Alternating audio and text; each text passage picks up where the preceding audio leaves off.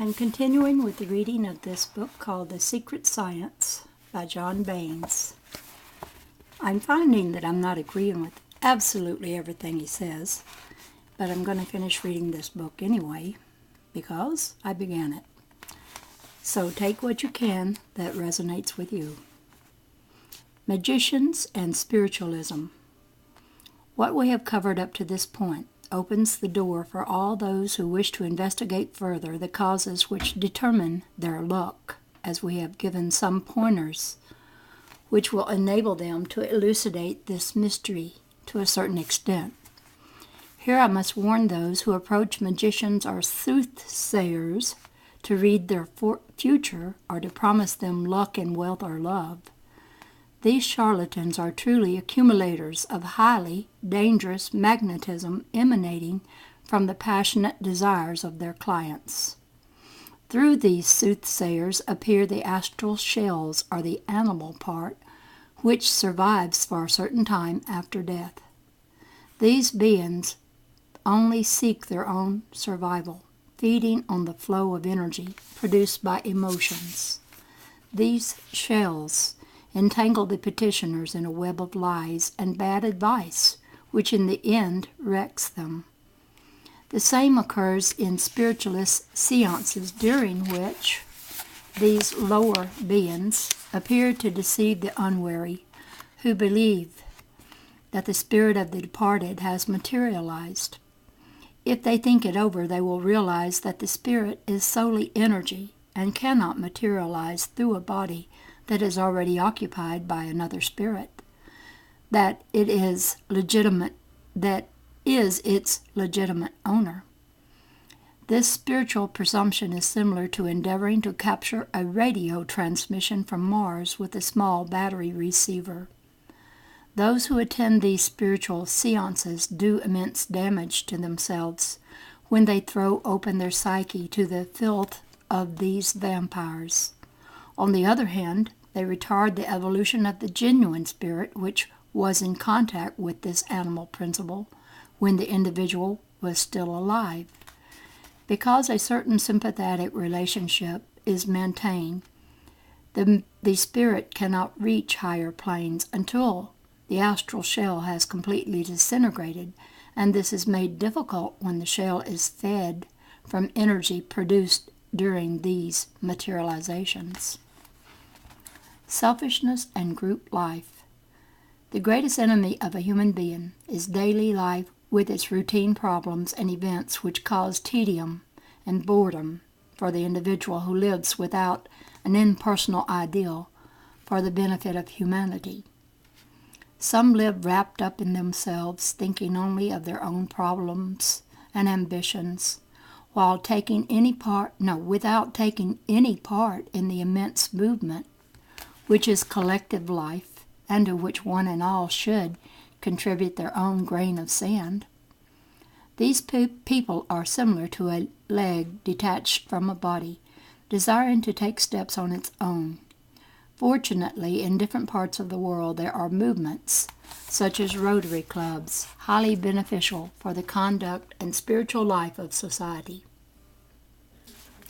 If we were all imbued with the spirit of aid and cooperation, we would be strong enough to vanquish world misery, hunger, and illness. Unfortunately, pure egoism brings about disharmony, lack of union, and war that causes weakness, ruin, and misery. Nevertheless, the day will come when brotherly love and tolerance will reign supreme on earth. Frontiers will disappear, only one language will be spoken, and there will be only one world government. This utopia will become a reality only when the Rosicrucian principles are studied carefully and the mutations in the human race are attained, thus raising the level of their consciousness. By means of occult eugenic principles, a superior race will gradually arise. In truth, the genuine Rosicrucian order is the torch which illuminates and maintains all that has given grandeur to the human race. It is interesting to note that the eras of human enlightenment, with a renaissance of art, genius, science, and technique, coincide with the cycle when the order spread its spiritual power on the collective human soul.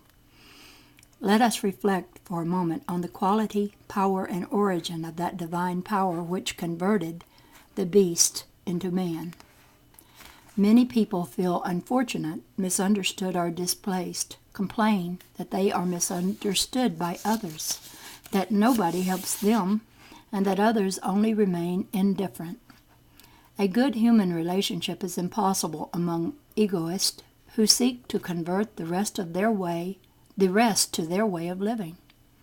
These people wish to receive everything, friendship, understanding, love, and help, but never do they think to start by giving understanding, help, and love. One who is indifferent to the problems of others will only reap indifference. The egotism. One who hates will reap hatred. On the other hand, one who loves will be loved by his neighbor, according to the depth of his feeling. Nevertheless, it is important to know to whom one should offer friendship and trust, as there are people who, being morally and spiritually rigid themselves, not only do not repay what they have received, but instead cause harm. The aphorism which reads, "Do good to each and every person," should be changed to, "Do good, but be careful to whom."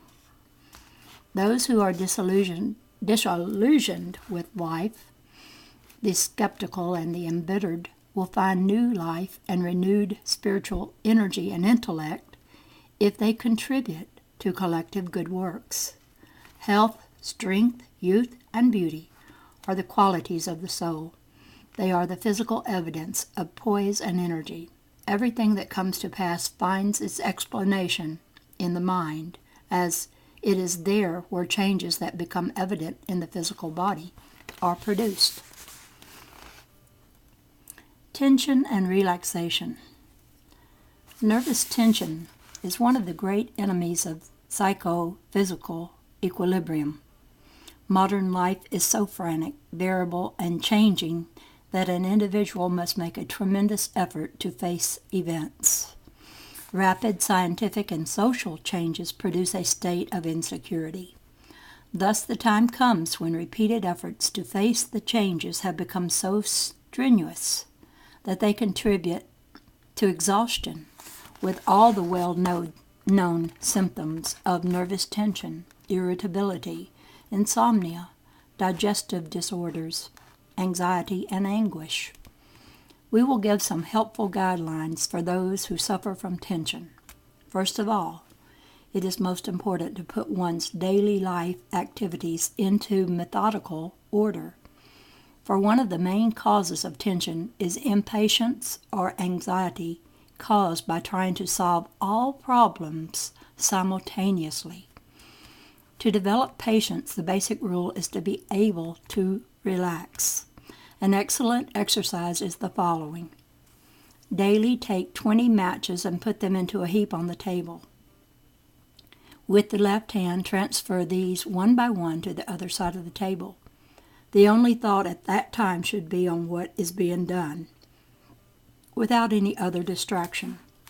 This exercise ensures relaxation and should be done when an individual is very restless. Impatience and tension always go hand in hand. Generally, the impatient one is constantly thinking of matters which do not require immediate attention, but which will arise in the near future. This individual lives in a state of anxiety which prevents his thorough concentration on the present. This bad habit is a tremendous waste of nervous energy because the psychophysical union is divided when two problems are faced simultaneously. It is most important to be able to concentrate through the training of one's attention and capacity for observation. During the day, it is most important to pause for certain set periods of relaxation, endeavoring to remain completely inactive, both physically and mentally. Relaxation is achieved by inhaling deeply, loosening the muscles and relaxing when exhaling. Studying the different positions of the body, it is also possible to establish what causes tension and fatigue. Walking with the spine bent, for example, increases fatigue as the center of gravity of the individual is displaced. In addition, sudden, disorderly, and instinctive movements are also a great waste of energy. For one who can do this, preparing a specially decorated room for the purpose of relaxation can be interesting. Pastel colors, furniture with rounded contours, soft carpets with sound insulation, and indirect lighting should be used. Using the principle of hermetic vibration, it is also possible to create an atmosphere of peace and quiet, filling the atmosphere with mental vibrations which produce this effect. Another cause of tension, more difficult to overcome, is the psychological conflict that stems from emotional and instinctive problems which, while they remain unsolved in the subconsciousness of the individual, impede the attainment of true psychophysical equilibrium. Since the cause of these problems is subconscious, daily life will flow along placidly until they manifest as neurotic symptoms. In many cases, psychiatric treatment is of great help. In others, which are more serious, only a master occultist deeply conversant with the secrets of the mind would be able to disintegrate these negative foci by means of a complete transmutation of his personality. The initiated master receives within himself the psyche of the patient, purifying it from all slaying by means of his electromagnetic influence. Extreme cases such as inversion or insanity can be cured by this method. A true master must be capable of penetrating into the deepest subconscious stratum of the patient to discover the real cause of all his problems. The road to happiness.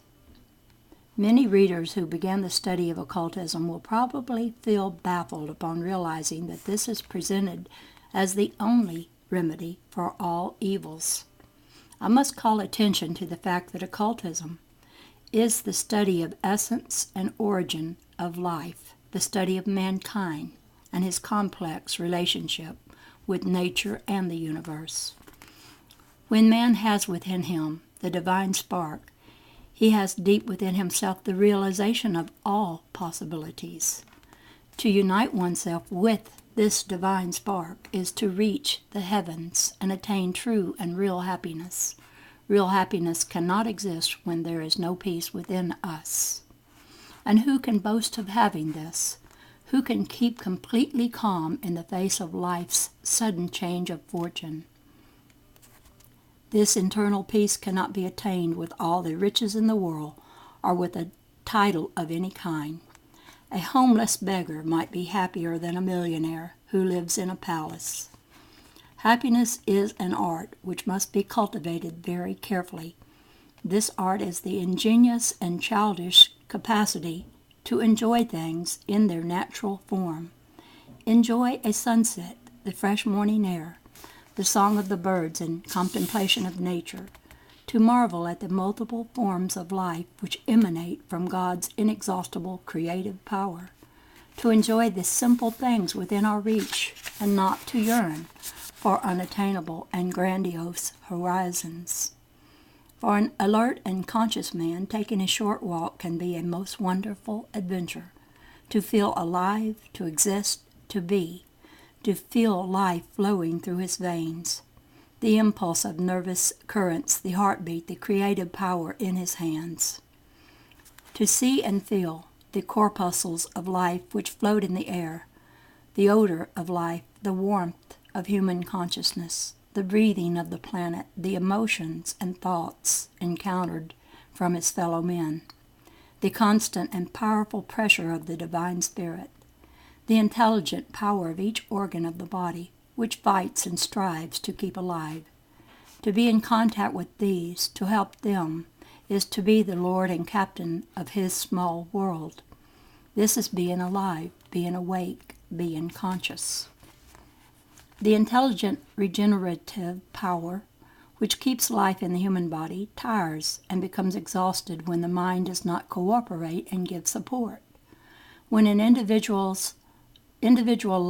lives imprisoned within gloomy thoughts, this contributes greatly to a psychic disintegration, which powerfully influences a vital breakdown.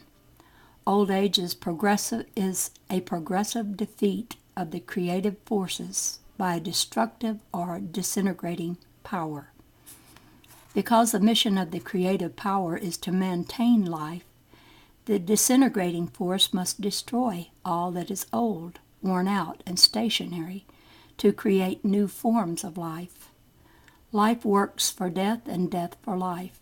Both are different extremes of that soul power we call the mind. If we harbor destructive thoughts, we are aiding the destructive power. That is, we are slowly committing suicide. It is for this reason that old age begins within the soul. It begins with abandoning life to ease, idleness, sorrow, sadness, and deception. Life is movement and activity. For one who has led a very active life and suddenly retires, idleness exiles his creative power, and he fades rapidly like a plant which dies for lack of water and sun. All those who consider themselves old should endeavor to keep their soul young, seeking new horizons, keeping alive their youthful illusions, having faith in humanity, enjoying the beauty of the world and life. If it is possible, they should fall in love again, rediscovering love. As the years go by, married love becomes a habit. A couple gets so used to each other that they need each other mutually. But this is not the love they felt when they first met. That freshness, optimism, life, and beauty has disappeared. They should endeavor to find each other again by courting and compliments, seeking 1,000 different ways of surprising and flattering each other. The human soul has so many varied facets that surely there is still much to discover about each other.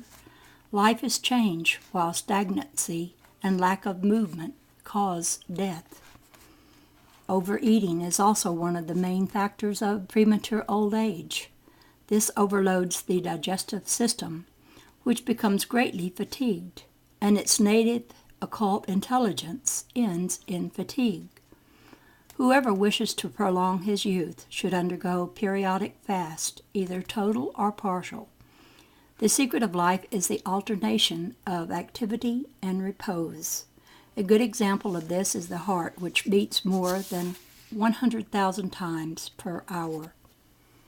From the point of view of spiritual superiority, there are many opinions regarding nourishment. Some insist that to attain spiritual purity, it is essential to abstain from eating meat. The truth is that no general rules can be established regarding this, as all depends on the constitution of each individual. Some need meat to maintain their vital energy level, but for others, meat causes a loss of their mental powers.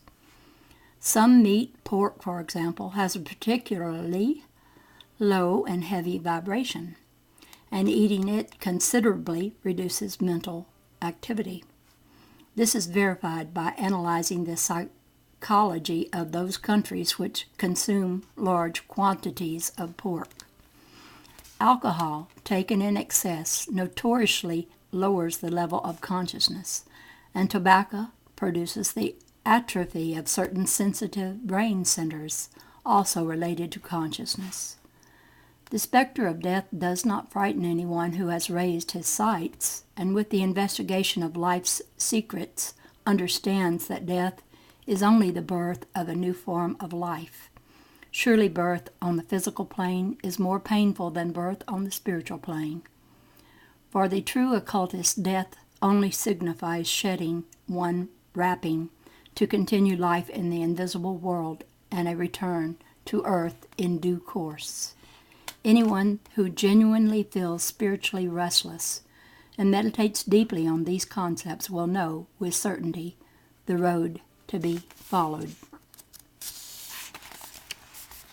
Part 2. Practical Instructions for Attaining Material and Spiritual Superiority. Chapter 10. Self-Control or the Conquest of One's Own World. The practical realization of occult teaching starts with the concept of self. For all who would unveil the secrets of nature and change their destiny must fight a battle within themselves until they are victorious.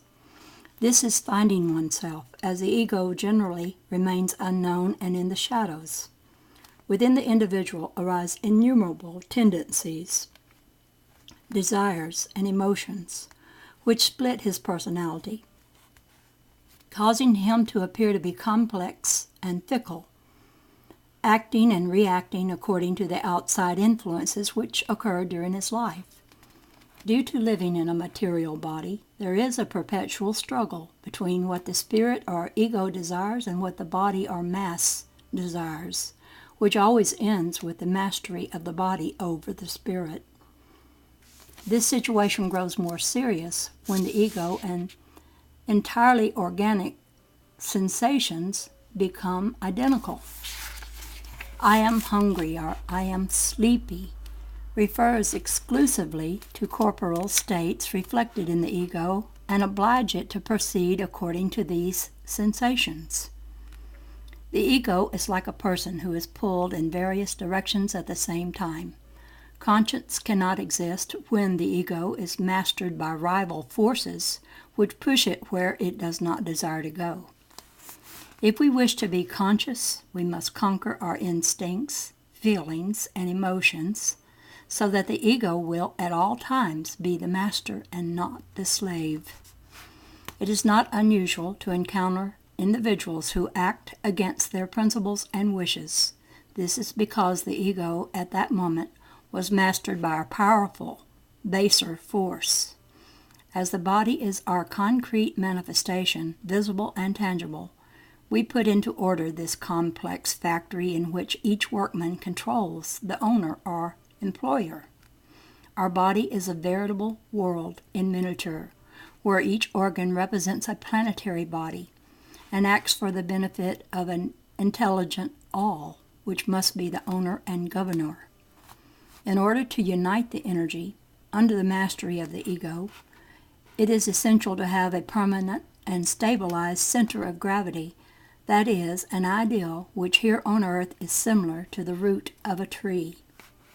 One who has no ideal gambles with his desires, instincts, and emotions, creating complete chaos in his small world of microcosm. If we observe and carefully examine ourselves, we will realize the incredible influence that the state of mind we are undergoing has upon us, and how this influences our actions.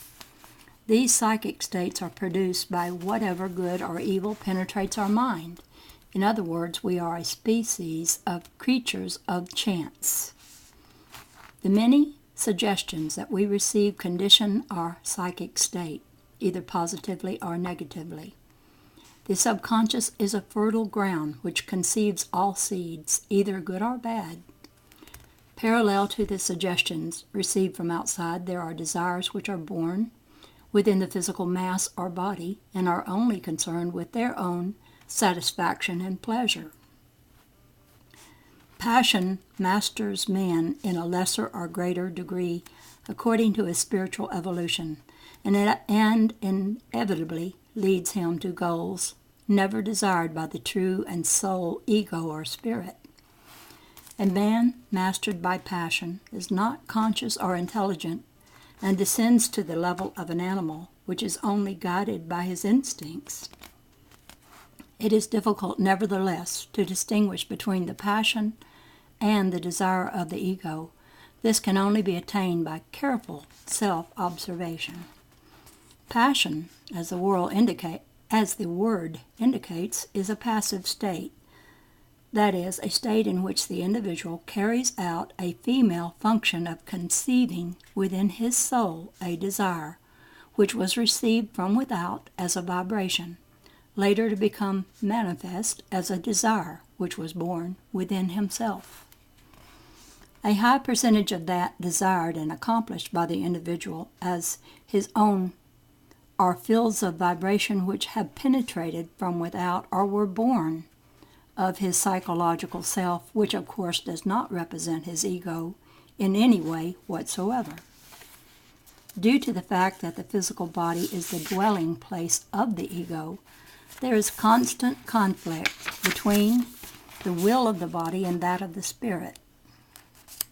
Far from being the master of the material vehicle he has chosen, the ego is unconsciously converted into its slave, as it is incapable of controlling the four intelligences working psychologically within the individual. These four intelligences are the systems for procreation, digestion, circulation, and respiration. The procreative system is related to all that is creation, the digestive with maintaining the physical body, the circulation with emotions, and the respiratory with the intellect. All that man desires or strives for is manifested through one of these functions, either because it originated therein or because it penetrated from without. These four intelligences form what we might call the soul or passive side, the spirit being active. It is impossible to reach what one desires if the ego does not control the reins of power and acquire respect from the body and its different manifestations. It is not unusual to observe people in daily life who yearn to acquire something and think out an elaborate plan of action, especially for attaining this end. But no matter how they strive, they are not capable of going straight to their goal as they desire. Why does this happen? Because an individual constantly changes. Every 5 minutes there appears within him a new personality which does not have the same opinion as the previous one, and therefore unconsciously dissuades him from his proposed goal. We could compare man and his forces to an army without a general, but with many officers, each giving contradictory commands. The soldiers are confused and do not know whom to obey, and end fighting amongst themselves. The ego should act as a general with his army and impose his will at all times so that the fight will be fruitful and not futile, as happens to many in daily life who fight powerfully and tenaciously, but unfortunately do not attain the desired result. It is essential, therefore, that there should be order within our physical body. In the first place, it is necessary to be attuned to the constructive force within the body. We have already stated before that there are two main forces which act throughout the entire world and as a natural consequence within man, and these are vital or constructive forces and death or destructive forces. There is always a tenacious battle within the body between these two forces which endeavor to overcome each other. Death is manifested by all depressive and distressful states which are usually present. The different names for these are pessimism, disillusion, tedium, sadness, anguish, jealousy, and hate. The constructive or vital forces become manifest through optimism, love, happiness, faith, and self-confidence. Let us call the destructive force negative and the vital positive force. The negative is always distrustful of others, sees all defects and never virtues, lives in gray and dark atmosphere, which is produced by its own emotions and thoughts, believes that the world is all evil, unfriendly, and that life is not worth living. This unfortunate creature lives in a self-created hell. The optimist, or positive, on the other hand, is always pleased to be alive, is full of goodwill toward others, and always thinks positively. There are 4 magic words which contain the life force, and these are faith, hope, love, and illusion. A child in his innocence teaches us an important lesson. It is essential to have faith in oneself, in God, and in humanity. Always keep hope alive and the illusion of a tomorrow which will be better. Love all human beings equally and everything that carries within it the divine spark of the great Creator. An atheist who believes in nobody and in nothing except material phenomena is dead inside and has a petrified soul. Once the destructive forces have been expelled, it is essential to commence creating a child to be our Savior. This child is called the intelligent, volitive ego. The ego will take charge of directing all the forces which act within the human being. In order to be successful in creating this ego, it is essential to act as follows. Number 1, educate and master sex. Number 2, educate and master the heart. Number 3, educate and master the mind. Number 4, educate and master the soul. 5, attain maturity of the intelligent, volitive ego. Once the intelligent, volitive ego has been fully developed, nothing is impossible to a man, for he is then able to set a goal for himself and walk straight toward it, overcoming all obstacles on his path. Before proceeding to work toward this goal, a careful analysis should be made of one's defects or faults, in order not to lose sight of the ideal or what one desires to obtain. This should be clearly and briefly written in a notebook and reread daily, that is, to set a goal and not lose sight of it at any time. The most important thing is to attain total and complete mastery over oneself. This objective, which is apparently very simple, is the master key to all material or spiritual attainment, because it means that one realizes that this is the supreme goal of a human being. Due to the simplicity of the above, I fear that my readers will not understand this completely and deem it unimportant. In order to clarify this concept, and since we are now in the era of robots and guided missiles, I will make the following comparison. Man is a robot created by someone unknown, a robot in which certain fundamental circuits have been implanted, such as the instincts of self-protection, reproduction, emotional reactions, and logical cerebral capacities, deduction, and analysis. When this robot developed what could be called a spark of consciousness, which remained inactive and unnoticed in the majority of human beings who use only the robot-like circuits that were implanted. One who cares for and nourishes the spark of consciousness and enables it to develop in a way that destroys these circuits, indeed takes control of the body. He has overcome all human limitations and thus has become more human for having surpassed some of the limits imposed on the species. Therefore, one must begin by educating the material body, which has become accustomed to follow its own impulses, and which reacts against mastery like a wild horse which is saddled for the first time.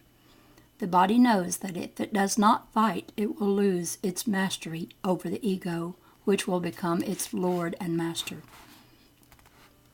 The greatest obstacle in the way of self-mastery is lack of consciousness of the desires which are not born from the ego, lack of consciousness of self, lack of consciousness of being. It is necessary to be fully aware of what should be mastered. This is simply to learn to distinguish desires born from the mass and those desires born from the spirit. If it is possible, a list should be made of all desires emanating from the mass and those belonging to the ego. And I will continue this in the next session.